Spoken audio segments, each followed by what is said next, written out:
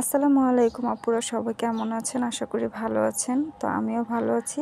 আজকে ডায়েটে যে আম ভর্তাটা সেটার রেসিপি নিয়ে চলে এসেছি।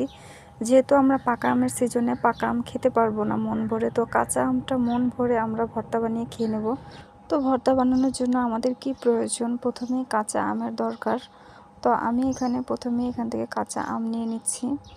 কাঁচা আমগুলোকে নিয়ে সুন্দর করে আমি ছিলে নেব। তো আমগুলোকে আমি সুন্দরভাবে ছিলে নিয়েছি এবং ধুয়েও নিয়েছি।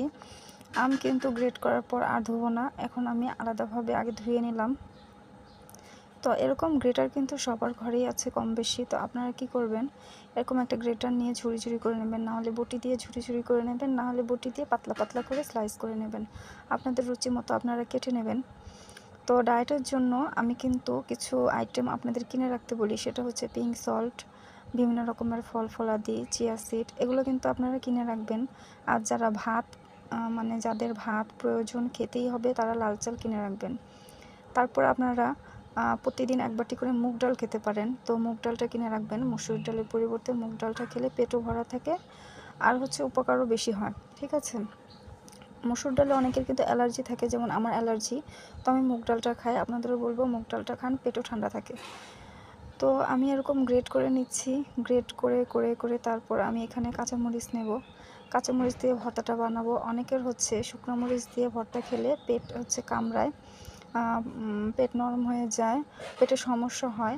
তো আমি এর জন্য ঝাল কম কাঁচামরিচ সেটা আমি নেব এখানে ভর্তা খাওয়ার জন্য। আর পিঙ্ক সল্ট নেব, যেহেতু নর্মাল সল্টে আমাদের শরীরে পানি জমা রাখে। তো আমি চেষ্টা করি আমার খাবারগুলো পিঙ্ক সল্ট দিয়ে মেক করার জন্য।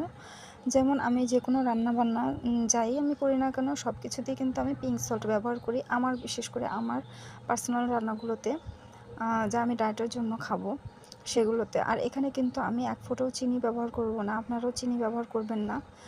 এই ভর্তাটা আপনারা পিঙ্ক সল্ট দিয়ে, একটুখানি কাঁচামরিচ দিয়ে বাস, আর কাসুন্দি একটু নেবেন। সুন্দর করে কিন্তু আপনারা মেখে, আমার কিন্তু এখনই খেতে মন চাচ্ছে, আমি খেয়েছি 2-1 দিন আগে। তো আমি আজকে আবার ভর্তা বানাবো। আর এটা আগের ভিডিও, এটার ভয়েস দিয়ে দিচ্ছি আমি। তো আমি এরকম বানিয়ে নিলাম ভর্তাটা। দেখেন দেখতে কত লোভনীয়, খেতে কত মজা।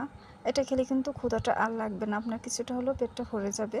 তো ডায়েটের ভালো ভালো টিপস পেতে আমাকে অবশ্যই ফলো দিয়ে রাখেন, যদি আমি কোনো ভিডিও আপডেট যেন আপনাদের কাছে সহজেই তা পৌঁছে যায়। তো ভালো থাকবেন, সুস্থ থাকবেন, আমার জন্য দোয়া করবেন। আজকের মতো এই পর্যন্ত। আল্লাহ হাফেজ।